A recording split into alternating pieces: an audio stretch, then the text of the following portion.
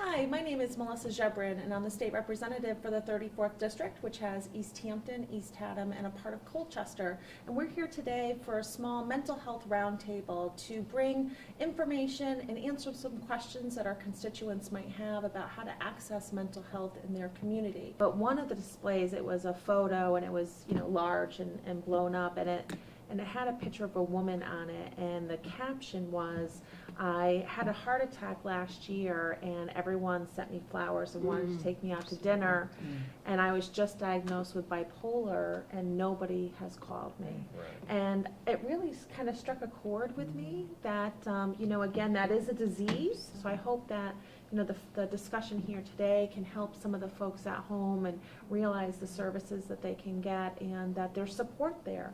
And hopefully we can help break down some of those stigmas. I think just sort of in general is that we need to have empathy. We need to, just as you were talking about, at an early age, start to listen to each other, understand each other, because what happens with stigma is people are judged, their illness gets worse, they seek less treatment, and there's an increased incidence of suicide, depression. The third leading cause of death in kids aged 10 to 24 is suicide, higher than heart disease. So I think we need to make it clear that this isn't just an issue, this is a crisis. I mean, 1 in 4 adults is going to have a serious mental illness at some point in their life. It is much more prevalent than cancer, heart disease, diabetes, but because of the behavioral aspects of it, people feel the stigma and they don't come out of the shadow. So if we can get rid of the stigma, that would be huge. On average, people with mental illness die 25 years younger.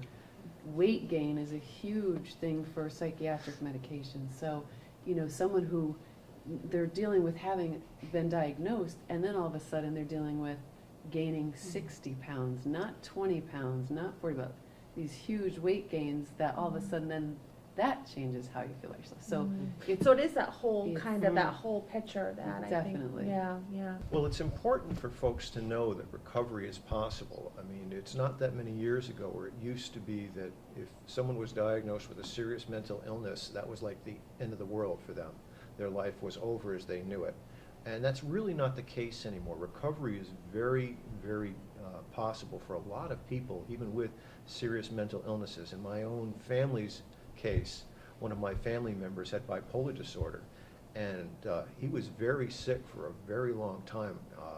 Basically 8 years of his life got lost to this disease until he decided to work on his recovery.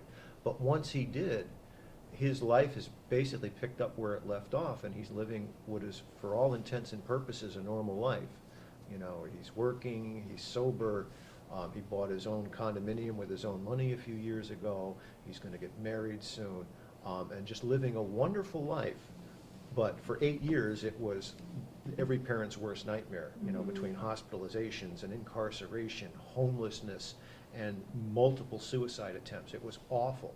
But through NAMI and some of the supports that they gave to my wife and I, as well as the individual, it helped us get through that nightmare to the other side of it. So recovery is possible, and the medical community has never had more tools than they do now. So the future is actually very bright for anyone suffering a mental illness, between the new medications, being able to now test for DNA to see which medications will work with your particular biological makeup versus other ones that may be not quite so effective, to all the brain imaging things they can do now. We're really starting to understand these diseases that truly are, they're biochemical in nature, they tend to be genetic. So again, this should play to the stigma aspects. People with these diseases have them from day one in most cases. They're just waiting for them to be triggered. And more than half start from the age 1 to 14, which people aren't aware of. I mean, the youth, if we can get in front of this, Absolutely. if we can get the services in the schools, we can have a huge impact, because if you can get people the treatment they need before that first psychotic break, the impact is huge, both in dollars and cents, but also for the individual. I mean, you can save lives. I mean, literally, my son would have saved 8 years of his life bouncing around if he had been able to really get the effective treatment that he needed at an earlier age. I was just going to mention that I couldn't agree more with in terms of putting the supports in early on in schools. I mean, we focus so much on, as I mentioned before, character building and emotional understanding and recognition in terms of our young children. I mean, the majority of the work that we do involves that, teaching coping skills early on, parent education as well, making sure that we're all doing the same thing across the board and going towards the same goal.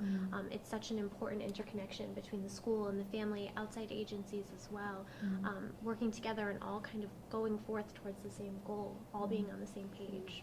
So thanks so much for being here today, Thank and you. I hope you found the information here helpful. Thank you.